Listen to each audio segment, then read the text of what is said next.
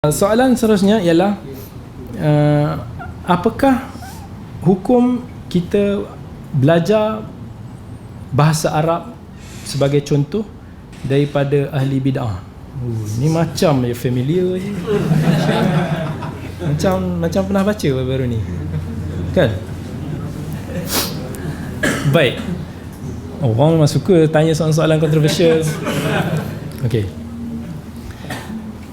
Isu ni adalah satu isu yang kita kena faham dengan insaf. Apa maksud insaf? Dengan penuh adil. Iaitu bila mana kita nak labelkan orang tu sebagai pelaku bid'ah, benda ni benda yang perlukan satu insaf yang besar. Bukannya hanya semata-mata kerana kita tak suka dia ataupun kerana dia tidak sejalan dengan kita dalam few pandangan, maka kita mudah-mudah untuk nak labelkan. Kita boleh ambil manfaat ni daripada ilmu jarh wa ta'dil, dalam ilmu hadis, perbahasan perawi-perawi hadis, yang mana para ulama dulu bila mana dia meriwayatkan hadis, which is hadis ni adalah satu benda yang paling penting dalam agama, kan? Bila mana kita nak sampai ke hadis yang benar, kita nak riwayatkan hadis kepada orang, benda ni perlukan satu disiplin yang kuat. Jadi para ulama hadis walaupun nak menjaga hadis dengan sebaik-baiknya, mereka adil dalam menilai. Bukannya kerana seseorang tu ada sedikit kesilapan ataupun bid'ah dalam certain i'tiqad keumpamanya, menyebabkan mereka tolak hadis mereka secara langsung. Sebab itu kita boleh tengok misalnya perawi bernama Daud bin Al-Husain. Perawi Daud bin Al-Husain, kalau tuan-tuan boleh semak dia punya biografi, kita akan tengok dia seorang yang disebutkan sebagai thiqah dalam hadis, seorang yang boleh dipercayai dalam bidang hadis, satu level yang tinggi dalam bidang hadis. Tetapi dia ni ada bid'ah yang disebutkan, tak silap saya, bid'ah Khawarij dan Qadariyah, kan? Akibatnya walaupun bid'ah itu dikritik, tetapi dalam bab yang benar, iaitu ketika dia menyampaikan hadis satu benda yang benar, maka para ulama terima hadis daripada dia. Dan kita tengok misalnya Yahya bin Ma'in. Yahya bin Ma'in adalah seorang ulama hadis yang besar, yang dikatakan garang, maksudnya tegas dalam nak meneliti satu hadis, tak mudah-mudah untuk nak menerima satu hadis, dan ulama pun sebut dia sebagai tegas lah. Itu pun Yahya bin Ma'in ketika mana meriwayatkan hadis daripada misalnya Qatadah bin Du'amah as-Sadusi, Salam bin Miskin, Sa'id bin Abi Aruba, Hisham ad-Dastawai, Abdul Warith al-Anbari. Mereka ini adalah tokoh-tokoh ulama yang besar pada zaman dia, tetapi terpalit dengan isu bid'ah Qadariyah. Tak nak explain panjang tentang Qadariyah ni, boleh ikut kelas akidah Ustaz Syafiq kan, Ustaz Abu Mubarak, boleh tanya dia. Baik, itu pun dalam riwayat hadis ni dia membezakan yang dia riwayatkan dalam hadis itu benar, maka kita terima. Tetapi mereka dikritik dari sudut akidah mereka umpamanya. Dan kita tengok juga misalnya dalam Sahih Bukhari dan Muslim, ada ramai perawi-perawi yang kita tengok ada kritikan dari sudut bid'ah dia tu. Misalnya perawi bernama Imran bin Hattan, yang dikatakan sebagai penyeru kepada Khawarij pada zaman dia. Dan begitu juga misalnya Abdul Majid bin Abdul Aziz bin Abi Rawat, seorang yang kepala murji'ah ekstrim dalam bid'atul irja' pada zaman dia. Itu pun riwayatnya diriwayatkan dalam sahihain setelah dibezakan riwayat mereka ini benar. Cuma bila mana meriwayatkan hadis dan mensyarahkan hadis ni satu benda yang ada beza dia. Ulama meriwayatkan hadis, ulama tengok dari sudut perawi ni mampu tak sampaikan hadis tersebut sebagaimana yang didengar daripada guru-guru dia. Tetapi bila mana membabitkan ilmu agama, explanation, benda ni some ulama lebih tegas.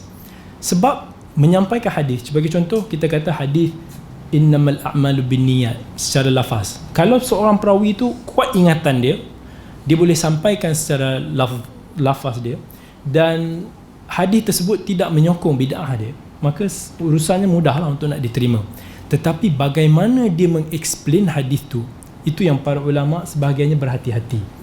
Sebab itu wujudnya ulama yang mengatakan jangan belajar, jangan ambil ilmu daripada sebagai contoh pelaku bid'ah ataupun orang-orang yang menyeru pada bid'ah, disebabkan dikhawatiri bila mana ramainya penuntut ilmu, pelajar-pelajar yang datang belajar dengan dia orang, dia akan merasa gah, dia akan merasa macam aku ni boleh tahan popular dan orang ramai dengar aku ni, so dia menyebabkan dia lebih over untuk nak menyebarkan bidah-bidah dia.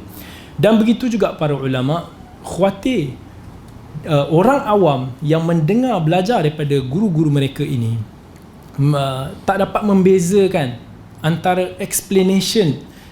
Contoh, dia boleh sampai ke hadis tu betul, hadis tu ada dalam, contohnya dalam hadis sahih, tetapi explanation itu, takwilan dia tu kemungkinan menyimpang daripada pemahaman ulama-ulama yang terdahulu yang salih, menyebabkan maka orang-orang awam ni akan terhanyut bersama. Dan biasanya orang-orang awam, orang ataupun para penuntut ilmu sekalipun, bila mana dia belajar dengan guru dia yang dia suka, dia akan cenderung pada guru dia kan, dia akan cenderung untuk pertahan. Siapa yang duduk di Arab Saudi misalnya akan cenderung pertahan Arab Saudi. Siapa yang duduk di Qatar misalnya akan cenderung pertahan Qatar. Ini sebagai contoh. Siapa yang duduk di mana-mana sekalipun, orang yang belajar di Syria, di Mesir, akan kata tempat dia lah yang the best. Sebagai contoh, dia ada masing-masing ada kecenderungan. Siapa yang belajar dengan guru dia sekian dan sekian, dia akan kata guru dia the best. Guru dia yang paling alim, guru dia alamah, semua macam-macam. Itu adalah tabiat manusia. Sebab kita lebih mengenali orang yang kita belajar, dan kita kurang kenal pada orang-orang yang kita tidak bersama. Sebab tu orang-orang yang kita tidak bersama, kita tak bersemuka dengan dia, kita lebih wujud macam-macam persepsi, mudah untuk kita nak kata dia ni begini, dia ni begini, dia ni, sebab kita tak kenal dia. Cuba kalau ada masalah isu-isu ilmiah yang bertelagah misalnya di media sosial umpamanya, kalaulah orang tersebut dapat bersemuka dengan orang yang dikritik itu, kemudian dia bincang, kemungkinan benda akan jadi lebih reda. Benda akan jadi, mungkin okey, aku faham kenapa kau cakap macam tu, walaupun persefahaman tu mungkin tak jumpa, mungkin aku tetap tak setuju dengan kau, tetapi kita dah mula faham kenapa dia cakap macam tu, kita boleh faham point dia why. Cuma hari ni kita tak ada budaya bermudzakarah macam tu, menyebabkan persepsi itu lebih tinggi. Kita menimbulkan orang ni, kenapa macam ni, orang ni belajar sunnah tapi kenapa dia begini, kenapa dia begini, kenapa dia suka tokoh ni, kenapa benda-benda macam ni tak akan habis. Yang Allah SWT sebut dalam Quran, kullu hizbin bima ladaihim farihun. Setiap firqah, setiap puak-puak ni, dia akan happy dengan apa yang dia orang ada, firqah dia sendiri semata-mata. Tu benda-benda yang perlu kita kawal. Itu satu hal.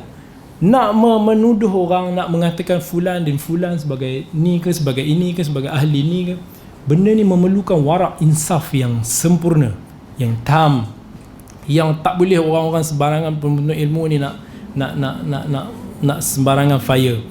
Kita ni laju berbenar. Kadang-kadang kita ni bukannya pelajar, tapi syekh besar, syekh ulama sedunia.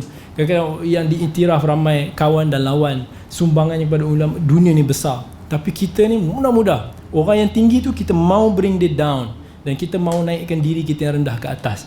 Itu adalah tabiat manusia. Ini benda yang perlu dihati-hati. Dan kalaulah ada pilihan, ada ulama yang lain yang kita lebih yakini keselamatan dia dari sudut amalan dan akidah, yang lebih terpercaya fiqh dari sudut agamanya, dari segi ilmu dia, maka kita utamakan ulama-ulama yang sedemikian dahulu. Wallahu ta'ala alam.